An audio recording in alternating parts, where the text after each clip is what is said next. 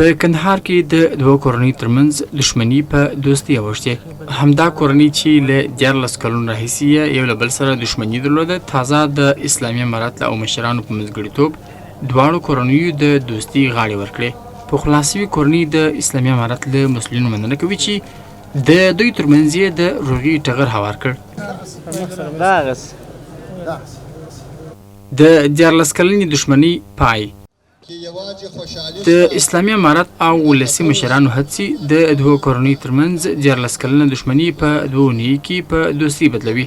همدا سلګونه کسان د ملا علي خان او ملا امین کورنۍ ترمنځ د روغې جوړې په مراسمو کې راټول شوي دي. په دې روغې جوړې کې د کندهار ولایت د فرمانونو حکمونو د تعقیب او نظارت لوی رئیس او د بیلابیلو ولایتونو پکتیا، غزني، هلمند او کندهار څخه قومي مشرانو ګډون کړی دی.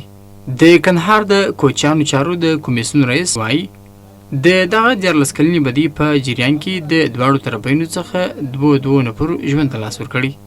دوی 2 اونۍ هڅه کړې تر څو دا لویه بدي په دوستۍ او ورورګلوي واړوي. حیاتزی وایي د افغانستان اسلامي امارت په راتګ سره توانېدلی چې د قومونو ترمنځ شاوخوا 43 لوی او کوچني شخړې حل کړي.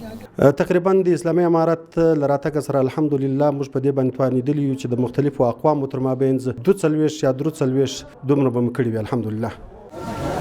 په ورته وخت کې د دواړو کورنۍ غړي ډېر خوښ دي چې د افغانستان اسلامي امارت په راتګ سره د دوی د کورنۍ ترمنځ دښمني په دوستي بدله شوه.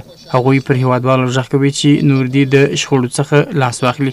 چې دا د امارت راتګ برکت شو چې نن موږ 14 کاله یو دوه تربورونه په یوه کمبله سره کېنولو.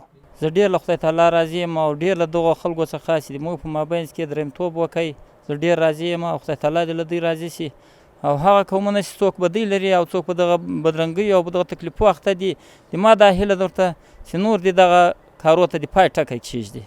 یاد دې وي چې د افغانستان اسلامي امارت په راتګ سره په هیواد کې د بېلابېلو قومونو ترمنځ د لسګونو کلونو بدۍ په دوستي اوښتي او هڅه روانه ده چې په دښمني هم په دوستي واړوي.